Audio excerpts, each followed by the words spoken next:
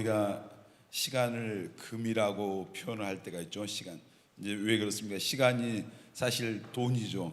근데 우리에게 주어진 오늘이라고 하는 이 시간은 사실 어제 이 세상을 떠나간 사람들이 그토록 붙들고 싶었던 내일이었습니다. 근데 이제 어제 이 땅을 떠난 사람은 나에게 단 하루만 더 주어진다면 그런 어떤 그 간절함이 있었을 건. 근데 이제 그들에게는 굉장히 절박하고 소중한 그 시간이 바로 내일이라고 하는 시간. 근데 우리는 오늘 그 내일을 살았던 거죠. 여러분, 최선을 오늘 살면서 어제 떠났던 사람들에게 그토록 붙들고 싶었던 내일, 바로 오늘 우리가 살았던 그 오늘을 여러분 최선을 다하셨어요? 최선을 다하고 또 후회가 없었습니까? 또 이 하루가 여러분의 삶에 또 부끄러움은 없었습니까?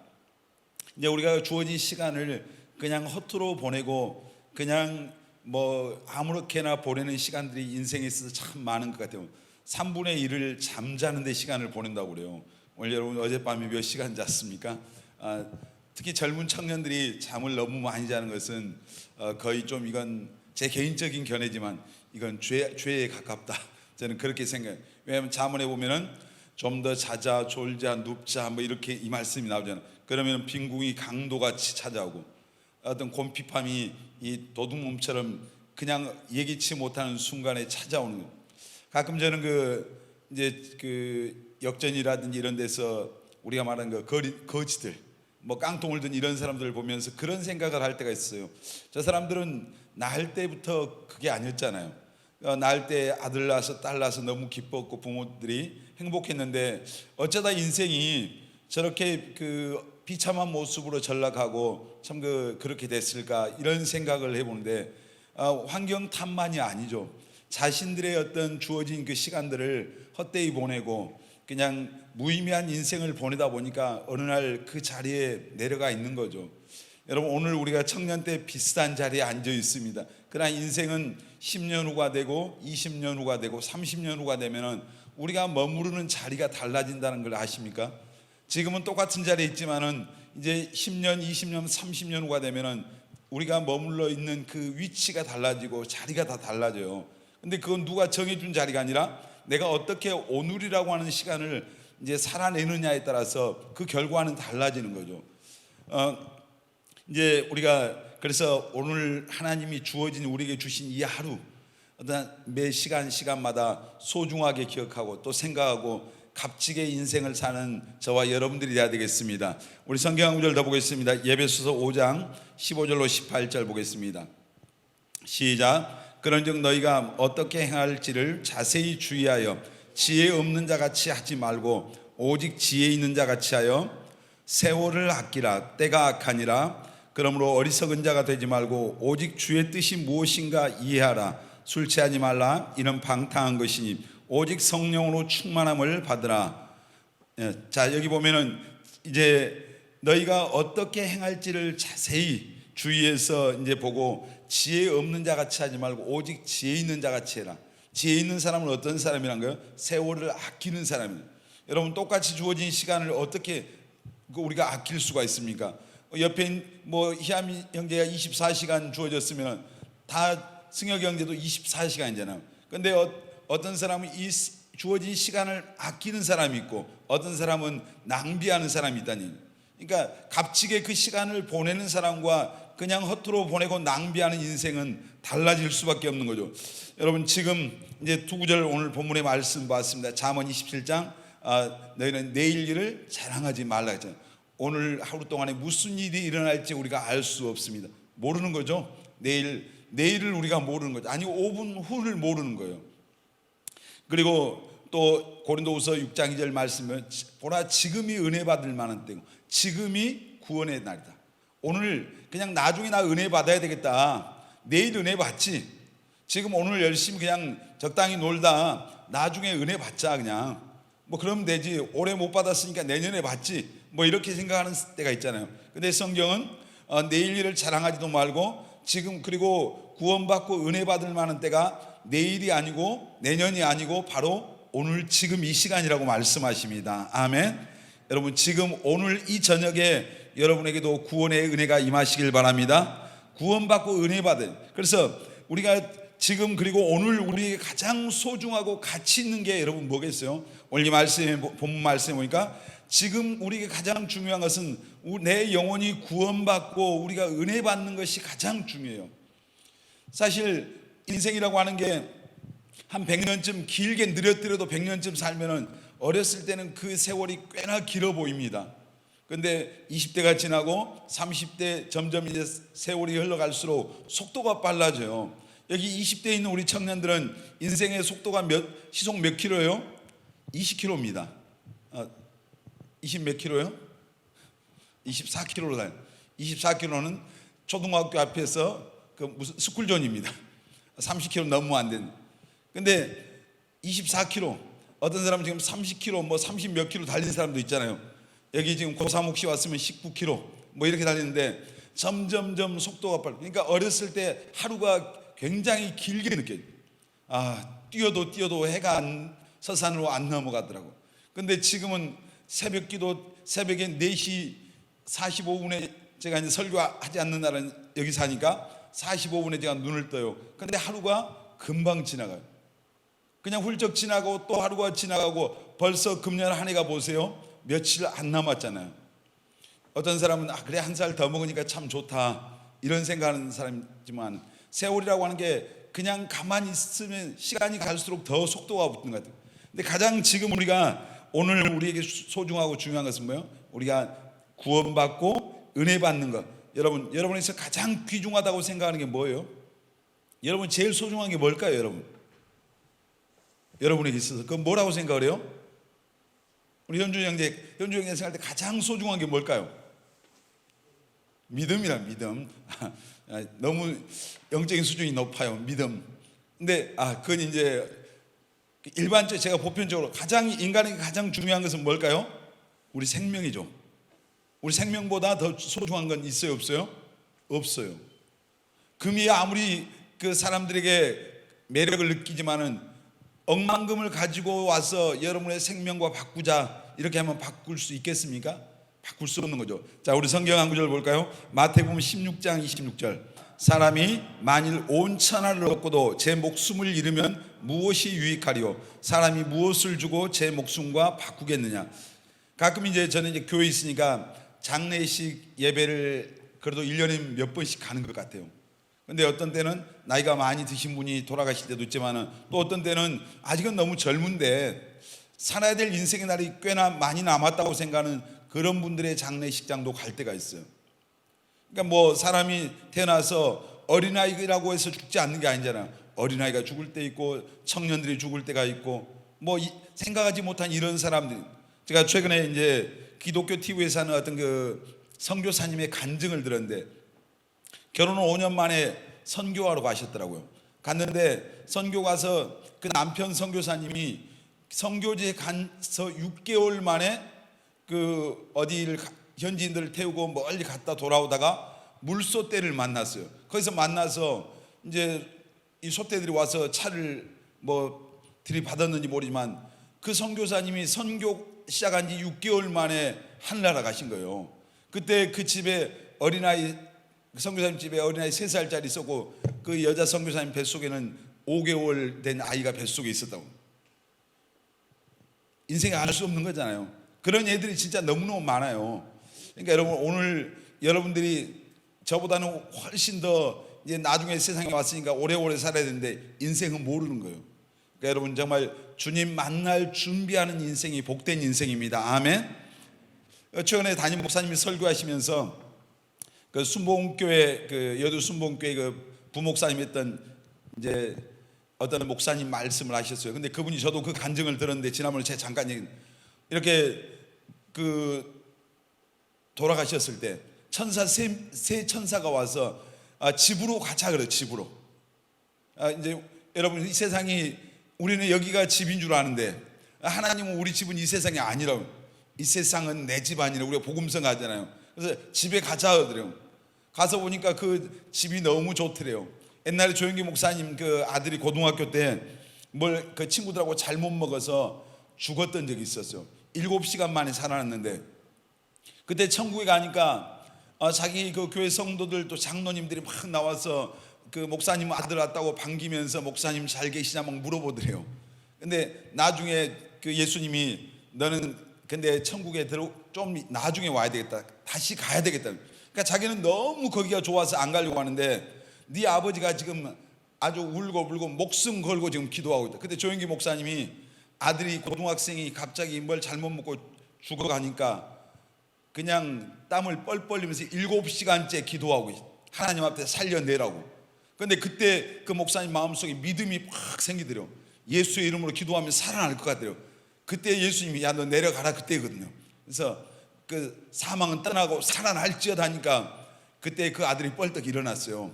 일어났는데 우리가 인간이 뭐 나이가 많아서 죽는 것도 아니고 젊어서 죽는 것도 아닌데 한 번 죽는 것은 그러나 우리가 뭐 했다고요? 정해졌습니다.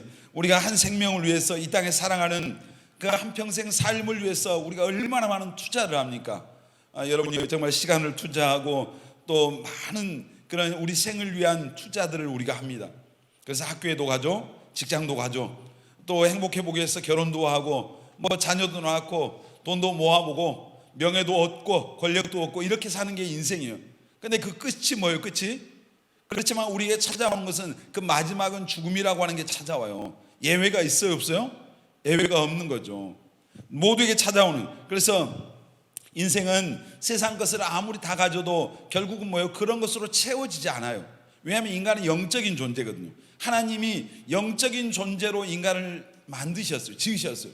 그래서 영적인 공간이 채워지지 않으면 세상의 것들을 다 채워도 결국은 공허한 거예요. 허전하고 허무함이 있어요.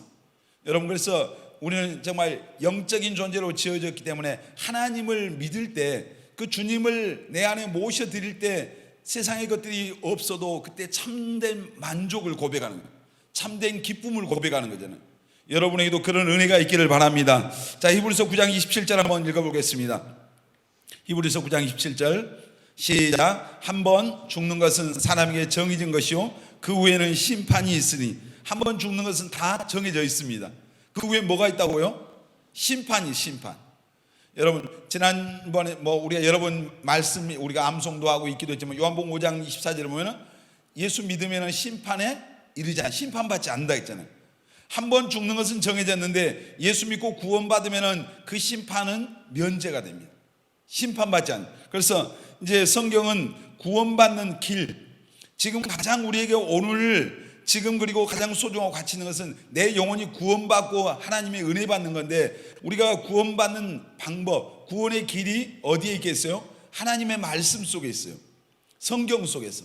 그러니까 성경을 벗어난 구원의 길, 성경을 벗어나서 우리가 정말 구원받고 천국 간다고 하는 이런 이야기들은 전부 다 가짜란 말이에요.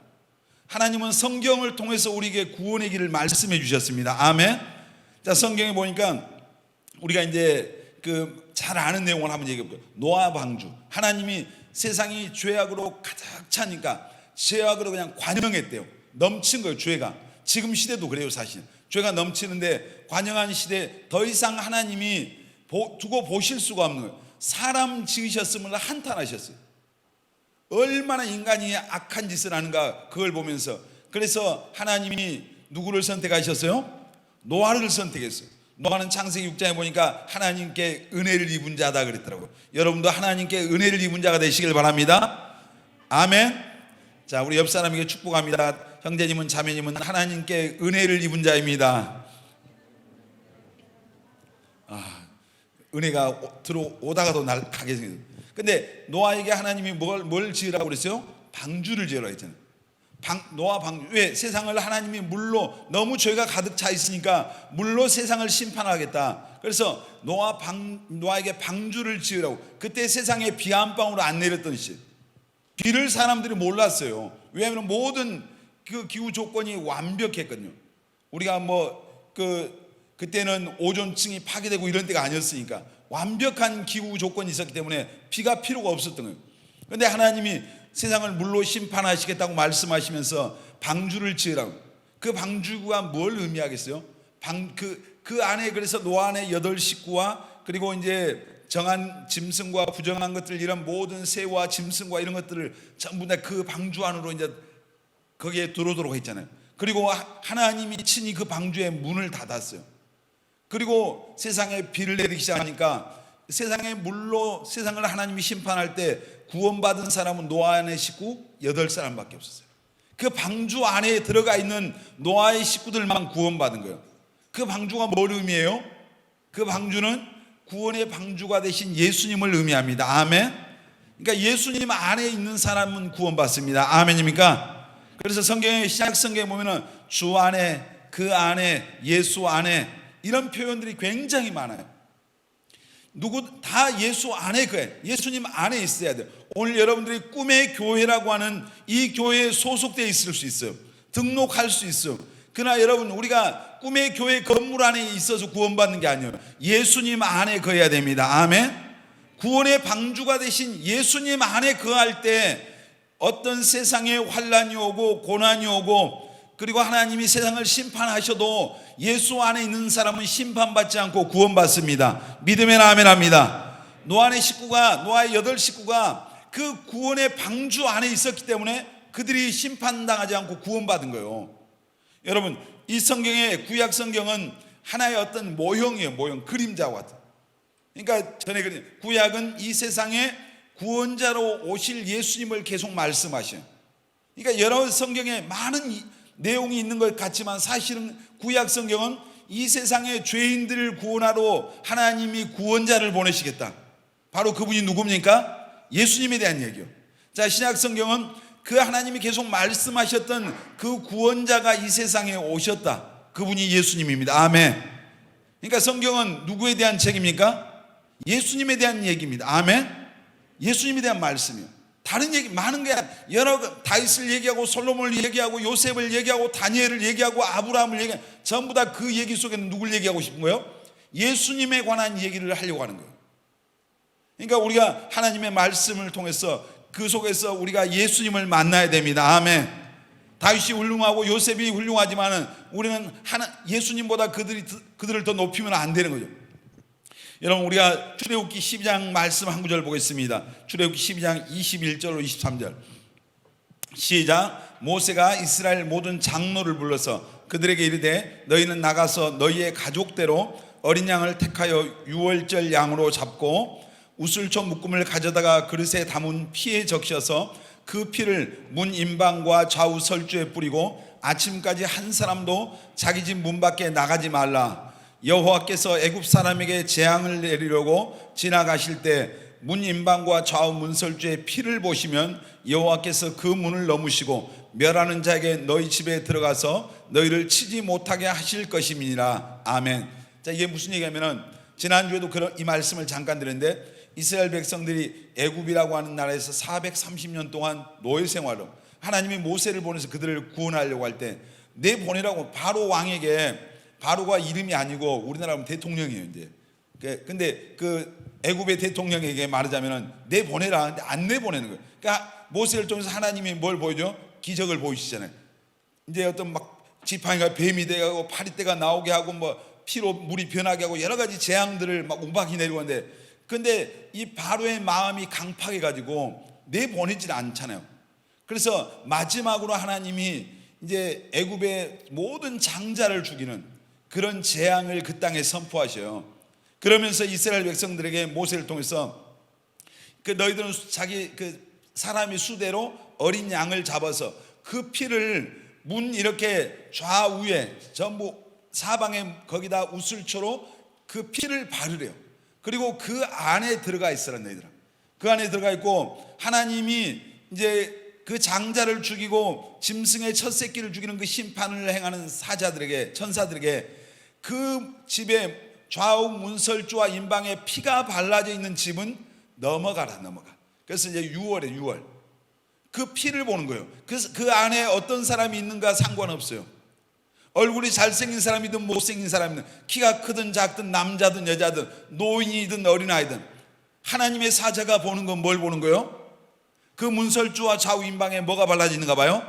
피가 발라져. 어린 양의 피가 발라져 있느냐? 그렇지 않아요. 피가 발라져 있으면 넘어갔어요. 심판하지 않았단 말이에요. 그런데 피가 발라져 있지 않는 집은 어떤 집이든지 예외가 없이 그 집에 들어가서 장자가 죽는 하나님의 심판 재앙이 임한 거예요. 짐승의 첫 새끼가 죽는 재앙이 임한 거예요. 그러니까 하나님이 보신 건 뭘 보는 거예요? 그 집에 피가 발라져 있느냐. 여러분, 이것은 그 구원받는 인간을 하나님이 우리를 구원하시는 그것을 말씀하시는 건데, 하나님이 우리 얼굴 봅니까? 얼마나 예쁜가, 얼마나 키가 큰지, 얼마나 날씬한지 이런 거 안 본단 말이에요. 얼마나 많이 배웠는가 이거 본 게 아니라 우리 마음의 문에, 마음에 뭐가 발라져 있는가? 우리는 이제 양의 피가 아니라 누구 피? 예수님의 보혈이 우리에게 발라져 있는가, 이거 보는 거예요. 자, 요한복음 1장 29절 지난번에 말씀드렸죠. 세례 요한이 예수님을 보면서 보라, 세상 죄를 지고 하는 뭐라고요? 하나님의 어린 양이다 그랬잖아요.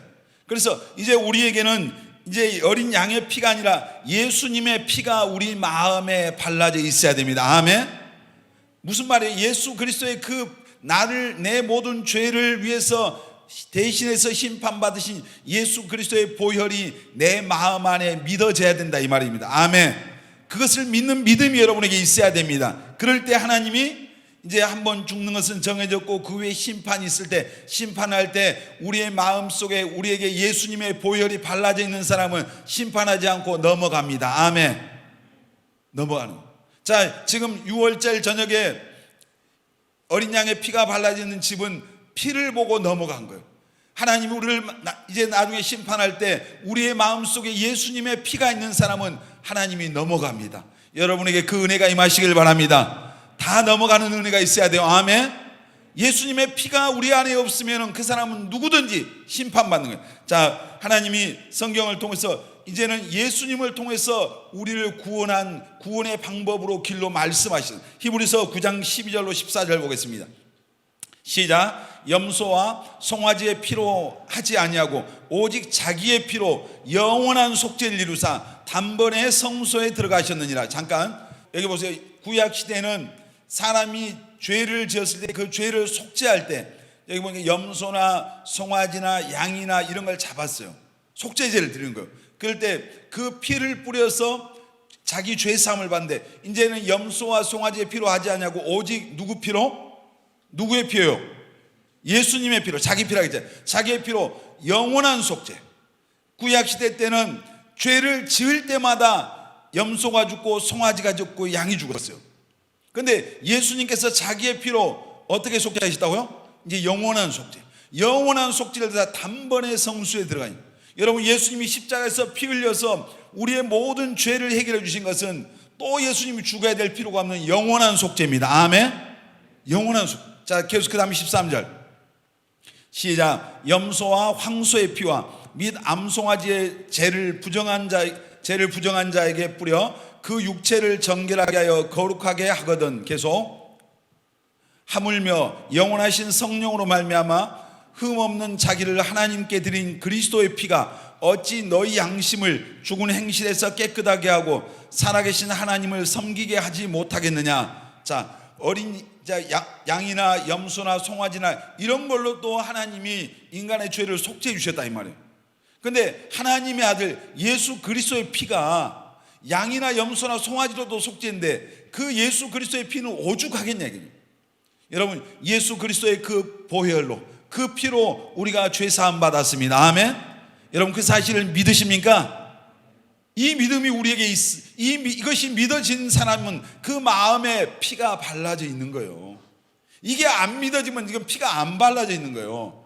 오늘 이 저녁에 여러분의 마음의 문에 예수 그리스도의 그 보혈이 발라지는 은혜가 있기를 예수님의 이름으로 축원합니다. 이게 믿어지시기를 바랍니다. 믿어져야죠. 자, 히브리 9장 22절 시작. 율법을 따라 거의 모든 물건이 피로써 정결하게 되네. 피 흘림이 없은즉 사함이 없느니라. 따라서 합시다. 피 흘림이 없은즉 사함이 없느니라. 이게 무슨 말? 자, 구약에는 왜 양이나 염소나 송아지가 죽었어요? 사람의 죄를 대신해서 죽은 거예요. 그 속죄하기 위해서. 그래서 죄를 지을 때마다 그 짐승이 죽어 나가는 거예요. 피 흘림이 없으니 사함이. 예수님께서 우리를 위해서 영원한 속죄, 단번에 영원한 속죄를 드리는데, 여러분이 아니라 한 번에 그 영원한 속죄를 위해서 예수님이 십자가에서 친히 피 흘리셨습니다. 아멘입니까? 그래서 주님의 보혈의 능력이 있습니다. 아멘. 주의 보혈의 능력이 있습니다. 예수님의 보혈. 마귀가 제일 두려워하는 게 뭐예요? 예수님의 보혈이에요. 보혈의 능력을 여러분이 믿으시길 바랍니다. 아멘.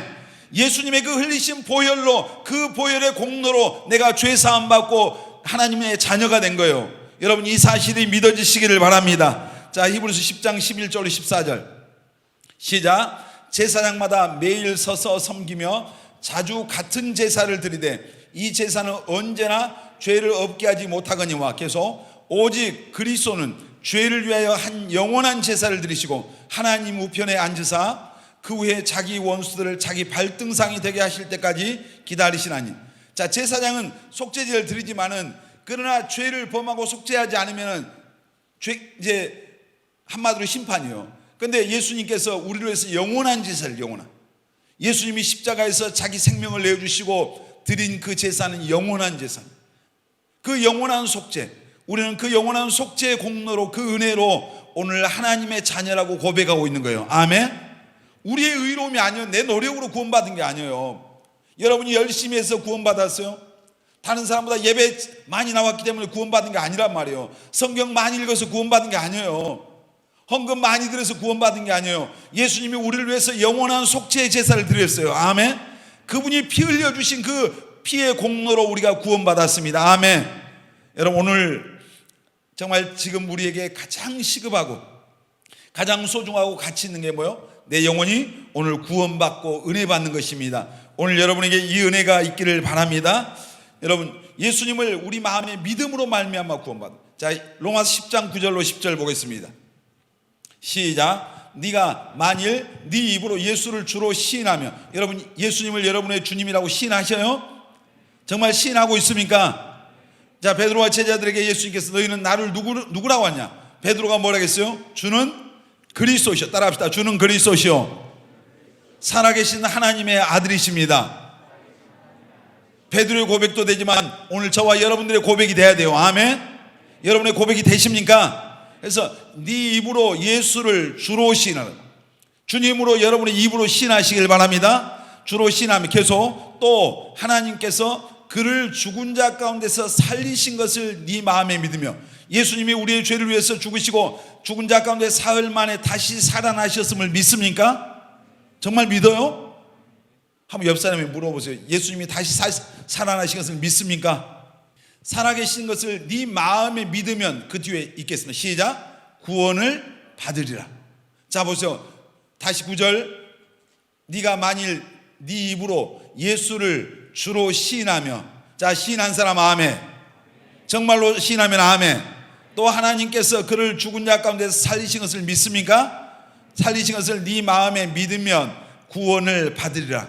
이 사실이 믿어지는 사람 아멘 합니다. 자, 10절 시작. 사람이 마음으로 믿어 의에 이르고 입으로 시인하여 구원에 이르느니라. 여러분 마음으로 믿습니까? 예수님을 정말 여러분의 구주로 마음으로 믿어요? 마음으로 믿어서 의에 이르고 입으로 시인해서 구원에 이르느니라. 그러니까 예수님을 여러분이 구원자와 주님으로 믿으면 입으로 뭐 해야 돼요? 입으로 뭐 해야 됩니까? 시인해야 돼요. 이게 뭐예요? 전도라고요. 그냥 어떤 사람은 입 딱 다물고 교회 왔으면 믿어.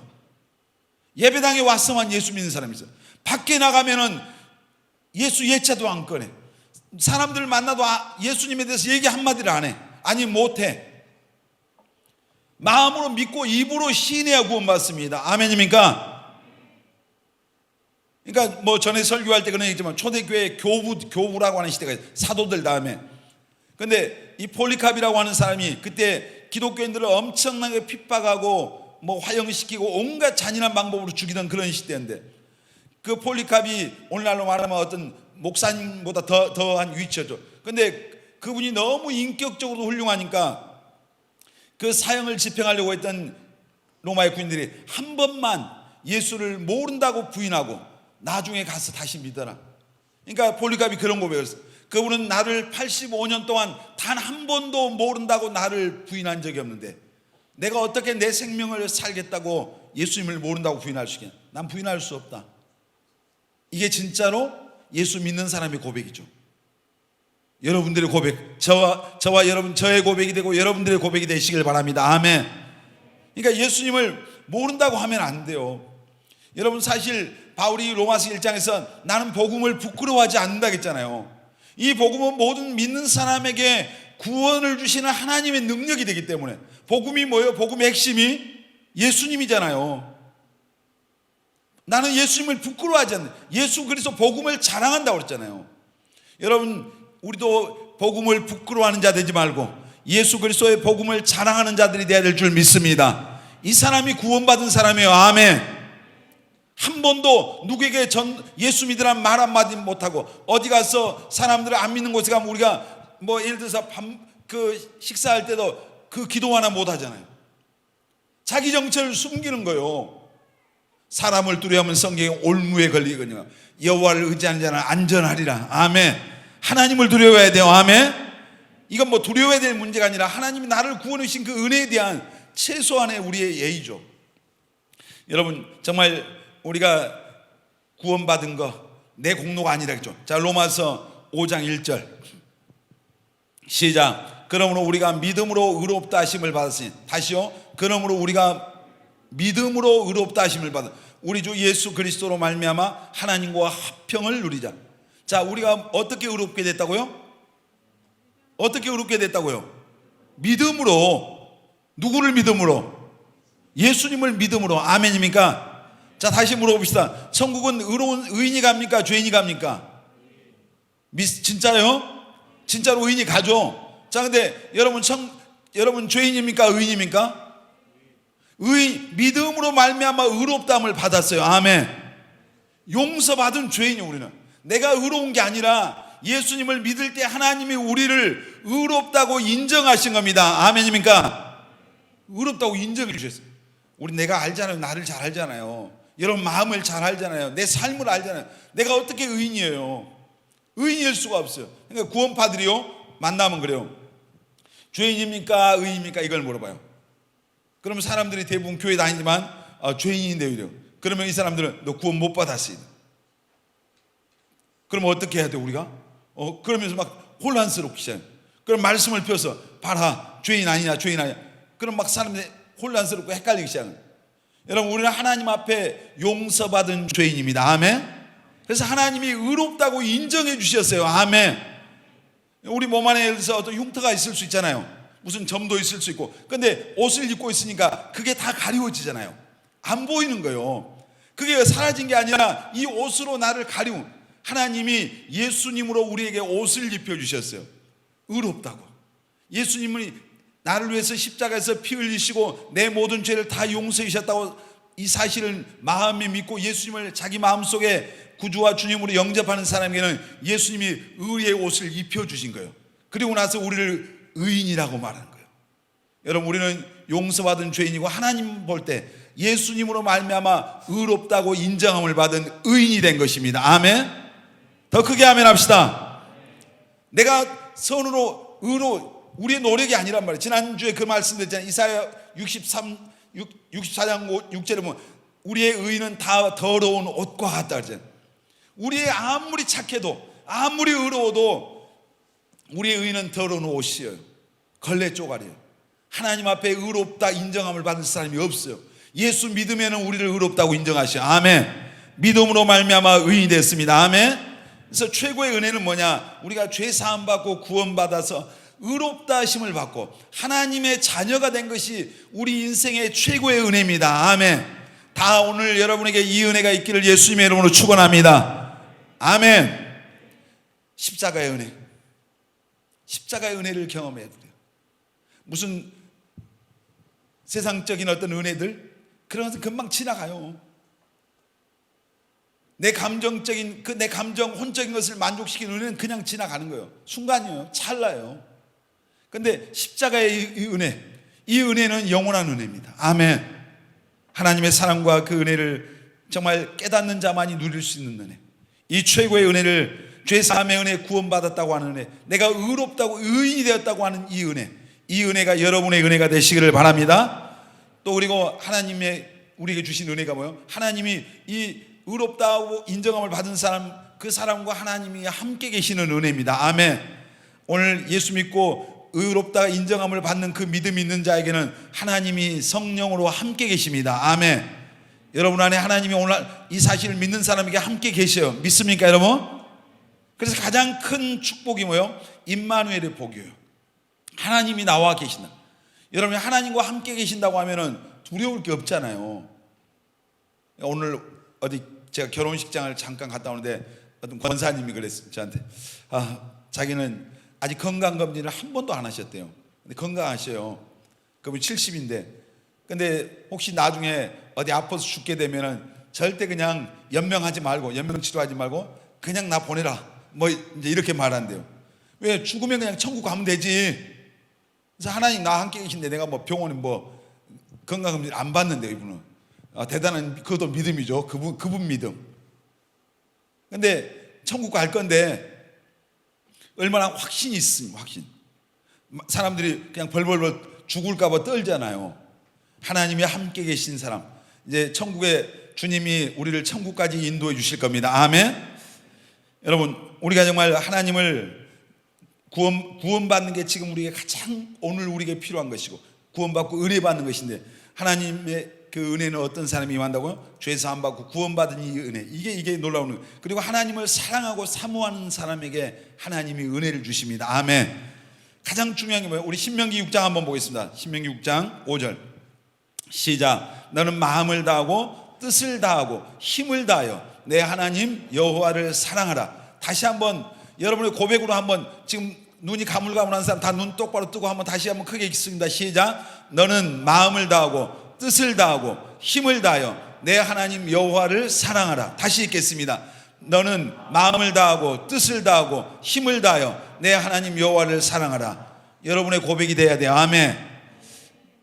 몇 년 전에 어떤 광주의 집사님이 저한테 성구를 이렇게 표구를 내서 주시더라고요. 근데 이분이 저 말씀을 예수 믿고 구원받고 나서 성경을 읽다가 이제 은혜를 받고 깨닫고 보니까, 우리가 이제 어떤 집에 예배 드리고 할 때, 예를 들어서 개업 예배 드리고 할 때 네 시작은 미아가 같으니 네 나중에 힘이 창대하리라, 뭐 큰 복이 임하리라, 이런 성구를 많이 가져가요. 그리고 하여튼 여러 말씀들이 있는데 이분이 성경을 계속해서 읽다가 이 말씀이 가장 귀한 말씀이구나 이분이 깨달은 거예요.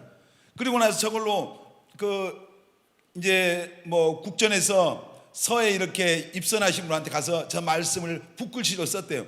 그래서 자기 교회 그 집사님들 이상 전부 이분에게 이 표구를 만들어서 전부 다 선물을 드렸어요. 집에다 걸어 놓으시라고. 그리고 이제 저도 이제 액자는 아닌데 저는 이렇게 두루마리로 된 건데 그걸 저한테 하나 선물을 주시더라고요. 저희 집에 가면 저 말씀을 걸어 놨어요. 이 말씀 볼 때마다 마음을 다하고 뜻을 다하고 힘을 다하여 하나님을 사랑하라고 하는 이 말씀. 여러분 하나님 사랑하면은 우리 그냥 흔한 말로 끝나는 거 아니에요? 주님 사랑하면은, 하나님을 우리가 최고로 사랑하면은 하나님이 우리를 책임지실 겁니다. 아멘. 믿어요? 우리가 주님을 사랑하는, 하나님이 가장 원하는 게 뭐겠어요? 주님 사랑하는 거예요. 그러니까 베드로가 예수님 모른다고 3번 부인했는데 베드로 찾아오셔서 주님이 던지셨던 질문이 뭐예요? 너 나 사랑하냐 이거였잖아요. 너 왜 나 배신 때렸어? 이 말씀 아니었어요. 너 나 사랑해? 여러분 주님 사랑하십니까? 대답이 이 모양입니까? 여러분 쥐고 있는 그 핸드폰만 또 못해요? 여러분 하나님을 최고로 사랑하는 우리 청년들이 되시길 바랍니다. 아멘. 주님 사랑하면 주를 위해서 헌신하는 게 기쁨이에요. 아멘. 주님을 위해서 내 인생을 드리는 것이 행복이에요. 주를 위해서. 오늘 갑자기 그 태국의 선교사님이, 박문수 선교사님이 저한테 그 카톡을 보니까 태국의 그 밀림 속에 있는 아이들 사진 예배드리는 모습, 그것을 여러 장을 저한테 보내셨어요. 아마 지금 그쪽에서 사진을 본인이 받아보신 사진 같아요. 근데 지난번에 제가 그분을 뵀을 때 그래요. 교회가 더 많이 부흥했다고 이제 이분이 그렇게 말씀하신다. 그러니까 그 마음 속에 그분은 아주 그 영혼들에 대한 그런 사랑하는 마음이 있잖아요. 그래서 이제 저한테 그걸 보내주셔서 함께 이제 잠깐 이제 카톡으로 대화를 했어요. 근데 우리가 하나님을 사랑하는 마음이 있으면은 오직 밀림 어디든지 갈 수 있는 거잖아요. 무슨 일이든 주님이 원하는 길에 설 수 있는 거예요. 하나님을 사랑하는 마음만 정말 내 안에 있으면은 주님과 함께 가는데 어떤 길을 못 가겠어요. 여러분 하나님의 사랑이 여러분을 지배하는 인생이 되시길 바랍니다. 아멘. 남자한테 여자한테 미쳐도 우리가 별짓을 다 하잖아요. 새벽녘에 만난 자 영하 10도 되면 못 만나겠어요? 영하 10도 된다고? 별짓을 다 하는 게 인간 또 변하고 또 변하고 또 돌변하는 그 인간을 사랑하는 마음만 있어도 우리가 별짓을 다 해요. 자기 주머니를 터는 게 아깝지도 않잖아요. 시간 내는 게 아까워요? 같이 시간 보내는 게 아까워요? 근데 우리가 주님 사랑하는 마음이 없으니까 교회에 와서 예배 드리는 게 힘든 거예요. 주를 위해서 헌신하는 그 삶이 너무 버거운 거예요. 여러분, 하나님 앞에 날마다 우리가 드려야 될 기도, 주님 정말 이 신명기 6장 5절의 말씀이 나의 고백이 되게 하여 주시옵소서. 하나님을 최고로 사랑하는 이 정말 삶을 살게 달고 하나님 앞에 기도하는 저와 여러분들이 되어야 됩니다. 아멘. 자, 우리가 지금 오늘 우리가 이제 가장 우리에게 필요한 게 뭘까요? 주어진 오늘 삶의 자리에서 하나님 앞에 감사하면서 맡은 일에 여러분 최선을 다해야 돼요. 그 최선이라고 하는 게 뭐예요? 다른 성경적인 용어로 말하면 충성이에요. 충성. 여러분, 우리 창세기 31장 38절, 창세기 31장 38절 시작. 내가 이 20년을 외삼촌과 함께 하였거니와 외삼촌의 암양들이나 암염소들이 낙태하지 아니하였고 또 외삼촌의 양떼의 순양을 내가 먹지 아니하였으며, 그 다음 말씀 보여주세요. 시작. 내가 이와 같이 낮에는 더위와 밤에는 추위를 무릅쓰고 눈 붙일 겨를도 없이 지냈나이다. 지금 야곱이 고백하는 내용이에요. 창세기. 외삼촌 라반의 집에 가서 20년 동안 그 자기에게 주어진 게 뭐예요? 양치는 거였어요. 물론 처음에 그 라헬을 좋아해가지고 하여튼 7년간 쎄빠지게 고생을 했지만은 또 외삼촌이 속에서 14년 하고 또 더 했잖아요. 근데 20년 하는데 자기에게 맡겨진 그 일을 20년 동안 눈 붙일 겨를도 없이 했대요. 그러니까 얼마나 치열하게 살았다는, 자기에게 주어진 삶을 최선을 다했다는 얘기예요. 여러분, 우리 여기 학생들 있잖아요. 대학생들. 눈 붙일, 저 말 바꾸면 나는 눈 붙일 겨를도 없이 공부했다, 이 말이잖아요. 직장 생활하는 사람은 나는 눈 붙일 겨를도 없이 내게 주어진 직장에서 열심히 일했다, 이 고백이잖아요. 아, 목사님 요즘 이 말이 통합니까? 받은 것만큼만 하려고 하잖아요. 그러니까 그 어떤 안수 집사님 그래요. 공무원이신 그분이, 이분들은 이제 여러분들이 볼 때는 어른 세대인데 직장에 9시 출근이면 8시 반에 출근을 해요. 이분들은 나가서 주변 정리도 하고 뭐 이렇게 하면서 그날 업무를 준비하는데, 요즘 젊은 사람들은 9시 1분 전, 2분 전에 온대요. 이제 그런 눈치하면은 1분 전에 왔잖아, 2분 전에 왔잖아, 이렇게 얘기한다. 그러니까 일과 시간이 9시부터라고 생각하는 거예요. 그러니까 9시까지만 오면 되고, 그리고 6시가 딱 되면, 요즘은요 이 우리가 노가다라고 하잖아요. 공사장도요 6시가 예를 들어서 6시가 되면 5시 59분이 되면 한 번만 포크레인으로 더 작업을 하면 끝날 일을 그 시간 되면 멈춰버려요. 놀랬어요. 하여튼 얼마나, 거기는 공무원보다 더 하더라고요, 그분들은. 근데 자기가 받은 것만큼만 하려고 하는 거예요. 그러니까 항상 그 자리에 있어요, 사실. 근데 예를 들어서 여러분들이 직장 생활할 때 다른 사람보다 뭐 30분까지는 아니더라도 20분 먼저 나가고 가서 먼저 주변도 정리하고 그날 하루 일과를 위해서 뭔가 이제 일할 수 있도록 이렇게 하고, 다른 사람 먼저 출근하고 이렇게 하면은 그것이 여러분에게 손해겠어요? 그것을 돈으로만, 당장 눈에 보이는 돈, 시급 얼마, 오늘 일당 얼마, 그걸로만 계산하니까 항상 그 자리를 맴도는 거예요.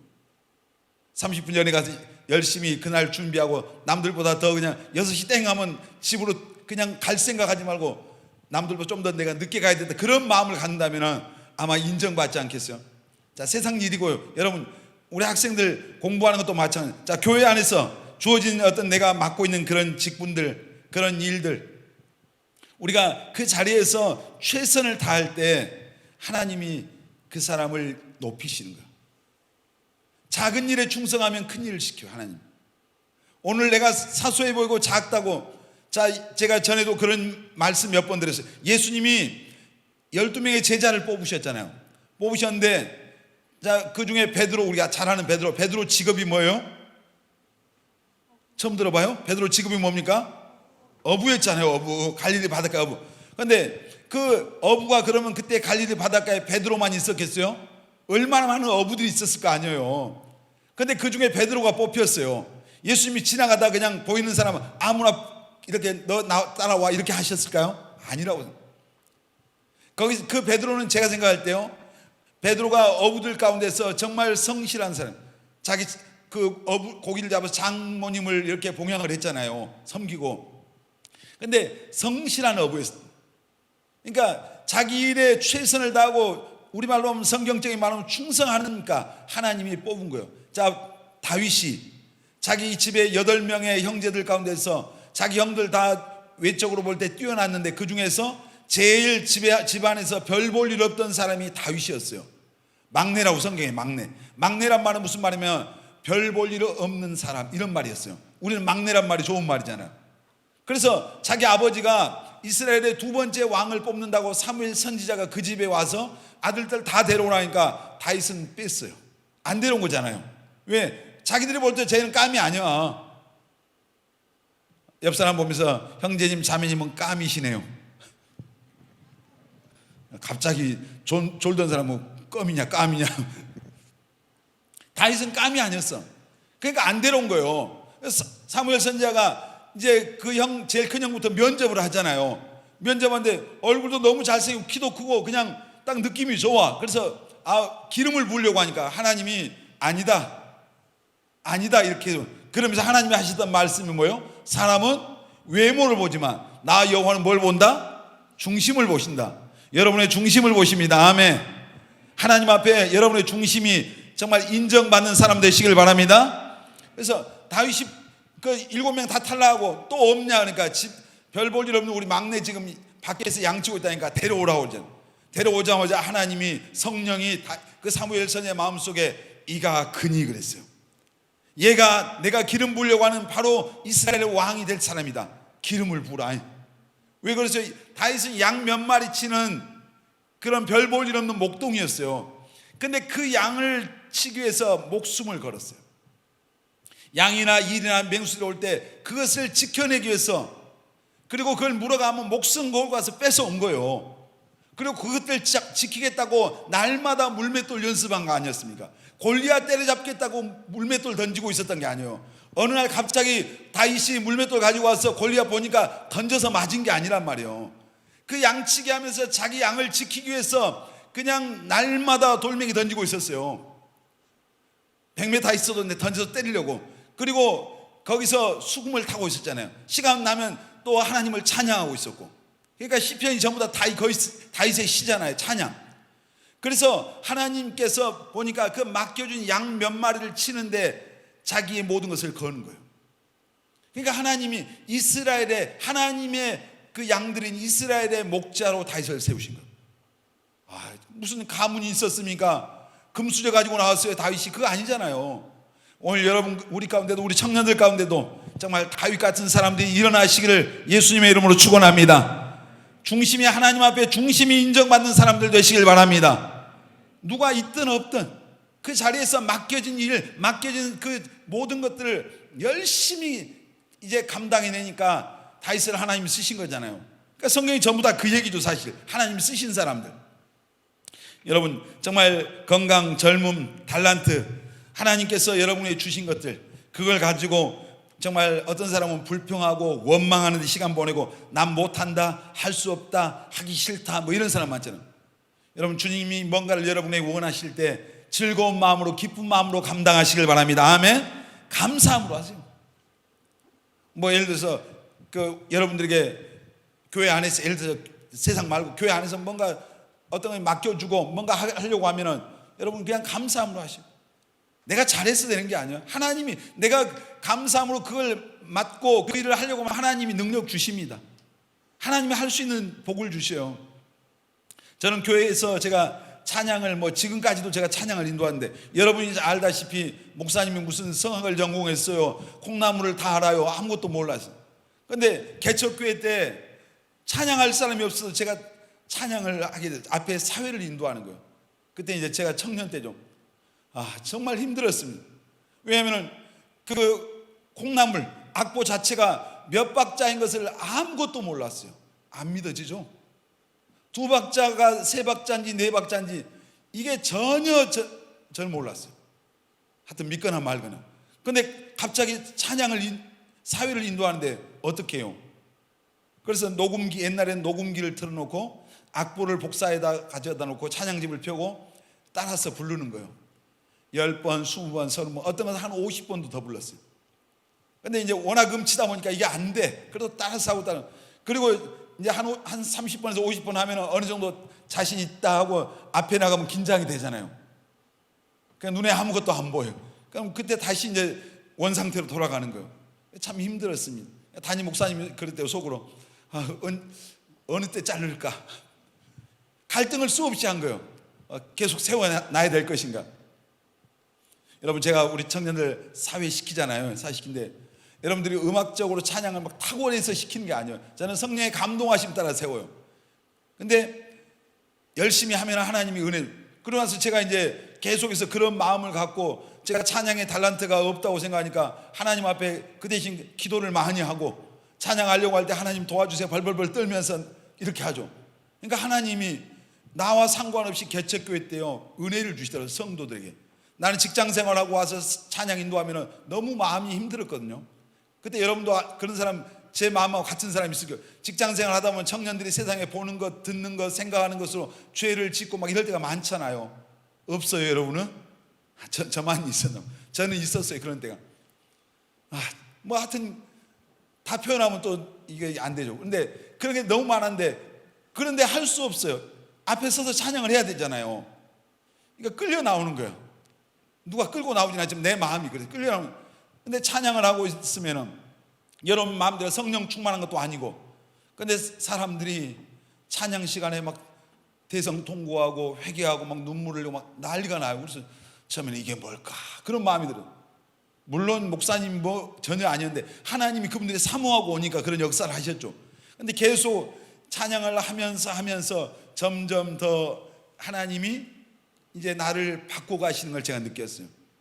그래서 이제 제가 어떻게 보면은 꿈의 교회 찬양 은사와 능력 있는 사람이 많은데 지금까지 하나님이 제가 하고 싶어 했던 게 아니라 하나님이 세워주셔서 여기까지 왔다고 저는 생각해요.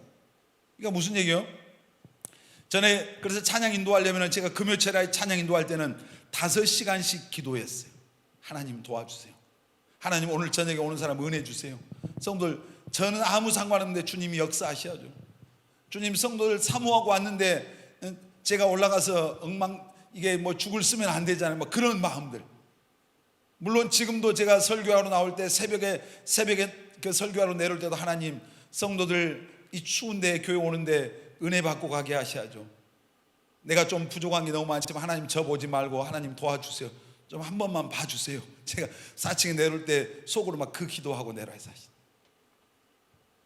너무 막 이제 그런 마음. 근데 하나님이 그런 마음으로 하니까 도와주신 걸 느낄 때가 참 많죠. 그러면 여러분 오늘 주어진 여러분의 삶에서 난 못한다, 난 안 돼, 그리고 막 투덜거리지 말고 오늘 맡겨준 그 자리, 그것이 여러분 뭐 세상 일이든 직장 일이든 학생 공부하는 일이든 교회 안에서 여러분이 맡겨진 그 일들이든 기쁨으로 감당하시길 바랍니다. 아멘. 최선을 다하십시오. 아멘입니까? 그러면 하나님이 은혜를 부어주셔요. 그냥 나온 게, 제가 군대 갔는데 군대 갔을 때 성학을 하는 친구가 이 후임이 군대로 온 거예요. 너무너무 진짜 멋있더라고요. 그래서 내가 교회 가면 항상 그 친구 뒤에 앉아 있었어요. 왜냐하면 그게 따라하려고. 막 목소리, 나는 음치여도 목소리 내가 컸죠. 그래서 따라서 막 했어요. 근데 부대 행사할 때마다 그 쫄병 그 친구가 나가서 항상 노래를 불렀어요. 그냥 알려졌어요. 나는 교회 갔다 오면 벌로, 그때는 교회 가는 것도 힘들고, 교회 갔다 오면 쫄병이 교회 갔다 왔다고 해서 연병장 단상에 올라가서 나는 찬송을 불렀어요. 그냥 목청껏 불러버렸어요. 뭐 어차피 음치니까. 그리고 나서 제가 한 상병쯤 달았는데 어느 날 우리 중대장이 행사하는데 저한테 나오라고 하더라고요. 저한테 노래를 부르라고 했어요. 그래서 그날 제가 상당히 쇼크를 받았어요. 나를 시키더라고요. 그러니까 많이 이제 음이 잡히기 시작한 거예요. 그러니까 최선을 다하고 열심히 하니까 하나님이 만들어 가시는 거예요. 그리고 우리 지금 주일날 반주하는 우리 집사님이 어느 날 저한테 그래, 목사님 음치는 없어요. 그럼 뭐야? 우리 같은 사람 뭐야? 이렇게 음치는 없고 음을 맞춰가면 돼요. 단순하더라고요. 그래서 그 말이 저는 그날 엄청 은혜를 받아버렸어요. 음치가 없구나. 내가 스스로 나를 음치라고 그러고. 여러분 음치 없습니다. 여러분도 다 찬양 인도도 하고 다 잘할 수 있어요. 뭐 세상에 무슨 트로트 오디션 나가지 말고 찬양하는 일에, 하나님을 예배하는 일에 여러분의 목소리도 쓰임받게 되시길 바랍니다. 제가 그런 생각을 해요. 저는 청년들, 우리 교회도 청년들 가운데서 다른 서울의 어떤 큰 교회들 보면은 그런 평신도 사역자들이, 찬양 사역자들이 많이 나와요. 굉장히 잘하는 사람들 많잖아요. 저도 우리 교회도 우리 청년들 중에서 좀 그런 사람들이 많이 나왔으면 좋겠다. 근데 그냥 되어지는 게 아니라 그 은혜를 사모하고 그만한 영성이 있어야 돼요. 교회 안에서는 하루아침에 되는 게 아니라. 그래서 끊임없이 기도하고 하나님의 은혜를 사모하고 이렇게 나갈 때 쌓이는 거예요. 차곡차곡. 그래서 그것이 은혜가 되고 사람을 변화시키는 역사가 일어나고는. 세상 노래하고 다른 거죠. 좀 엉뚱한 대로 왔습니다. 여러분 정말 오늘 주어진 자리에서 맡은 일에 최선을 다하시길 바랍니다. 아멘. 더 크게 아멘 하십시오. 직장에 가서도 최선을 다하십시오. 아멘. 우리 대학생들 학교에 가서 최선을 다해야 돼요. 학교에 가서 공부 안 하고 거기서 성경 펴고 있으면 안 되잖아요. 거기 열심히 공부해야 돼요. 교회 와서 여러분 맡겨진 자리에서 최선을 다하십시오. 아멘. 여기 뭐 찬양단들도 있고 셀리더들 다 있는데 그냥 여기서 폼만 잡고 있으라고 세우는 게 아니잖아요. 최선을 다한다고 하는 게 뭐예요? 내가 그만큼 영적인 내 자신을 관리해야 돼요. 더 영성이 내가 잘하도록 해야 돼요. 더 내가 은혜를 받고 충만한 가운데 서도록 노력해야 돼요. 나는 부족하니까 나 안 해, 이게 아니라 나 같은 걸 세워주셨으니까 내가 하나님 앞에 더 열심히 최선을 다해야 되겠다, 그런 마음을 가져야 돼요. 아멘입니까? 어떤 사람은 그래 난 안 되겠구나, 난 관둬야 되겠다, 내가 있으면, 내가 서 있으면 이게 오히려 거침이 돼, 이게 무슨 생각하는 겸손한 겁니까? 악한 거죠. 하나님이 여러분을 세워놓으셨으면 하나님이 여러분을 통해서 영광을 받으시려고 하니까 내가 노력을 해야죠. 최선을 다해야 됩니다. 아멘. 그래서 예를 들어 찬양단 쓰려면 기도도 하고 더 성령 충만하게 노력하고 말씀도 읽고 더 영적으로 내가 내 자신이, 왜냐하면 여기서 찬양할 때 흘러가요. 회중에게 흘러가. 그러니까 내 속에 있는 것이 흘러가는 거예요. 은혜가 흘러가게 해야죠. 아멘. 그러니까 여러분들이 굉장히 중요해요. 자, 오늘 우리가 지금 뭘 해야 될 게 뭐예요? 내일 또 미래를 위해서 여러분 축복의 씨앗을 심어야 됩니다. 아멘. 자, 갈라디아서 6장 보겠습니다. 갈라디아서 6장 시작. 스스로 속이지 말라. 하나님은 업신여김을 받지 아니하시나니 사람이 무엇으로 심든지 그대로 거두리라. 여러분, 하나님을 속이지 말래요. 자, 하나님은 업신여김을 받지 않는데 사람이 무엇으로 심든지 그대로 거두리라. 내가 거두는 건 누가 심어놓은 거예요? 내가 심은 거예요. 내가 거둘 수 있는 것은 내가 심은 거예요. 하나님이 나를 위해서 심어준 게 아니란 말이에요. 내가 심는 거예요. 나를 위해서. 그러니까 예를 들어 우리가 11조에 대한 말씀 말라기서에 보면 있잖아요. 자, 온전한 11조를 창고에 들여보라 했잖아요. 그러면 쌓을 곳이 없도록 붙지 아니하나 보라. 자, 11조를 어떤 사람은 안 드려, 믿음이 없으니까. 그러면 하나님이 물질의 복을 주고 싶어도 씨를 심지 않았기 때문에 거둘 수 없는 거예요. 물질의 복을 받고 싶으면 물질을 심으세요, 여러분. 교회 가서 헌금 얘기하는 게 아니에요. 그러니까 제가 그 설교를 한번 하려고 하는데 어떤 목사님이 그 설교가 제 은혜를 받는데, 하나님께서 야곱의 아버지가 누구예요? 이삭이죠. 축복해주고 했다고 별미를 만들어 가지고, 별미. 그러니까 별미를 만들어 가니까 축복을 하니까 그대로 그 복이 임한 거예요. 여러분들이 뭘 심느냐 굉장히 중요해요. 그래서 성경에 보니까 썩어질 것을 위해 심으면은 육체를 위해서 심는 것은 썩어질 것이다. 나를 위해서, 내 유익과 만족을 위해서, 내 삶을 위해서 심는 것, 이것은 썩어질 것이에요. 근데 성경에 보니까 성령을 위해서 심는 것은 썩지 않는 것이다. 다시 말해서 주님을 위해서 심는 것, 주님을 위한 삶은 그것은 이제 풍성하게 거두는 것이다. 거두는. 여러분, 그래서 하나님 앞에 오늘 여러분들이 특별히 청년들이니까 미래를 위해서 부지런히 이 씨를 심는 일을 해야 돼요. 부지런히 지금 심어야 돼. 지금 심어 놓으면 반드시 여러분이 거둡니다. 아멘. 아까 제가 시작할 때 그냥 10년 후, 20년 후, 30년 후 우리의 자리가 달라져요.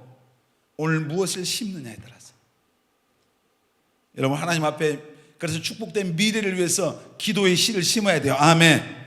기도에 하나님의 뜻이 여러분의 삶에 이루어지기를 위해서 기도하시길 바랍니다. 그리고 헌신의 씨를 심어야 돼요. 내가 시간을 주를 위해서 드리고 정말 하나님 앞에 물질을 드리고 내게 주신 그런 재능과 달란트를 하나님께 드리고 여러분 우리 청년들 가운데 정말 하나님 앞에 여러분의 삶을 드리면서 여러분의 미래를 위해서 씨를 심는 삶을 살게 되시길 바랍니다. 아멘. 하나님을 위해서 헌신하면 하나님이 여러분의 삶을 책임질 거 아닙니까? 믿습니까 여러분? 하나님을 위해서 오늘 내 시간을 드리라고, 내 삶을 드리기를 원하고, 그리고 여러분 마음속에 하나님의 말씀의 씨를 심으세요. 아멘. 성경 말씀을 심어요. 여러분 마음속에 그 말씀은 여러분 그대로 열매를 맺어요. 말씀. 그리고 여러분 마음속에 정말 여러분이 말씀의 씨를 심고 이제 언어의 말의 씨를 심어야 돼요. 축복된 말, 믿음의 말, 아멘. 긍정적인 말, 아멘입니까? 부정적인 말을 하지 말고, 아멘. 원망하는 거 하지 말고 하나님 앞에 믿음의 말을 하시길 바랍니다. 긍정적인 말, 긍정적인 언어. 왜? 네 말이 내 귀에 들린 대로 하나님이 행하시겠다고 민수기 말씀하셨잖아요. 그러니까 여러분 믿음의 말로 계속 심으세요. 아멘. 난 잘 될 거라고, 아멘. 난 하나님께 쓰임 받을 겁니다, 아멘. 축복 받을 거다. 하나님이 나와 함께 계신다. 오늘 병들어서 몸이 안 좋아요. 난 건강할 거다. 전부 다 이거 말로 씨를 심는 거예요. 하나님 내 인생 책임져 주실 거다. 여러분 믿습니까? 하나님 책임져 주실 걸 믿어요? 말로 고백하라는 얘기죠. 구원받는 것도 마음으로 믿었으면 입으로 시인하라 했잖아요. 말에 씨를 심어야 돼요. 그리고 여러분 부지런히 우리가 전도에 씨를 심어야 되겠습니다. 아멘. 시편에 보면 울며 씨를 뿌리는 자는 기쁨으로 그 단을 가지고 돌아온대요. 지금 뭐 코로나 시대 전도하기가 힘들다고 막 그래요 사람들이. 근데 하나님은 제일 급한 게 뭐예요? 영혼 구원이에요. 하나님은 한 영혼도 멸망하는 것을 원치 않아요. 근데 우리는 코로나 핑계대고 뭘 핑계대고 전도하지 않습니다. 그러니까 지난번에 담임 목사님이 아는 목사님과 통화하니까 우리 교회 새로운 사람들이 교회 온다 하니까 그 사람들은 기적이라고, 그분들은 그 기적이라고 하신 분들이 목사님들이에요. 여러분 하나님은 기적의 하나님이잖아요. 아멘. 크게 좀 아멘 합시다. 아멘. 따라서 하나님은 기적의 하나님이다. 여러분의 인생에 그 기적의 하나님이 기적을 행하실 것을 기대하십시오. 아멘. 하나님은 기적의 하나님이잖아요. 말씀 한마디로 천지를 창조하시고 홍해를 가르시고 다 하시잖아요. 죽은 자를 살리시고 그 기적의 하나님을 믿고 우리가 정말 전도의 씨를 부지런히 뿌려야 할 줄 믿습니다. 전도지 뿌리고 전도하고 지금 당장 안 오지만 씨를 뿌려놓으면 누군가를 통해서 거두어 드리는 거예요. 여러분 하나님 앞에 또 우리가 여러분들이 젊기 때문에 여러분 미래를 위해서 열심히 공부하십시오. 이게 씨를 심는 거예요. 공부하지 않은 청년들이 가만 아무것도 하지 않고 이게 완전 아니라고 나태한 거잖아요. 열심히 여러분의 미래를 위해서 영어 공부도 하고 여러분 전공도 공부하고 그렇게 해서 준비를 해야 하나님이 쓰실 거 아니에요. 따라서 합시다. 하나님은 준비된 자를 준비된 만큼 쓰신다. 아멘. 쓰임받기를 원합니까? 정말입니까? 그럼 준비하시길 바랍니다. 아멘. 하나님 다 준비시키잖아요. 모세를 광야에 40년간 준비시켰어요. 다윗을 준비시켰어요. 예수님도 준비하시고 나가셨어요. 전부 다 그냥 쓰신 게 아니에요. 다 준비하게 하고 쓰신 거예요. 자, 다윗이 아까 얘기했지만 그 수금을 타니까 사울 왕에게 있던 귀신이 떠나갔어요. 준비시켰잖아요. 여기서 기타를 친데 키보드를 친데 귀신이 떠나가는 역사가 있으면 놀랍잖아요. 그냥 키보드 소리 듣고 귀신이 누군가 귀신들에다 비명을 지르고 귀신이 떠나가고. 우리 이성민 형제 어디 있어? 이성민 형제가 기타를 친데 귀신이 떠나가고 아직 한 번도 안 떠나가지. 성민 형제가 가끔 떠나가더라고. 목사님 너무 영적으로 힘든 것 같아요. 좀 쉬고 오겠습니다. 한번 떠나요. 귀신이 떠나가야 돼요. 여러분 그러려면 우리가 부지런히 내 삶을 투자해서 준비해야 돼요. 여러분 그리고 지금 우리가 소중하고 또 가치 있는 게 삶이 무엇인가? 바로 지금 우리가 구원받고 은혜 받아야 됩니다. 아멘. 그리고 주어진 삶의 자리에서 여러분 맡겨진 일에 최선을 다하는 우리 청년들 되시길 바랍니다. 그리고 여러분의 미래를 위해서 부지런히 축복의 씨앗을 심으십시오. 그 씨앗을 심은 만큼 거둡니다. 아멘. 좋은 것을 심으시길 바랍니다. 그러면 좋은 것을 많이 심어야 돼요. 그러면 많이 거둡니다. 심지 않으면 아무것도 거둘 게 없습니다. 앞으로 여러분 30년 후 40년 후에는 오늘 심은 것을 거두는 겁니다. 여러분에게 정말 오늘 이 말씀이 여러분 안에 깨달음이 되고 은혜가 되시기를 예수님의 이름으로 축원합니다.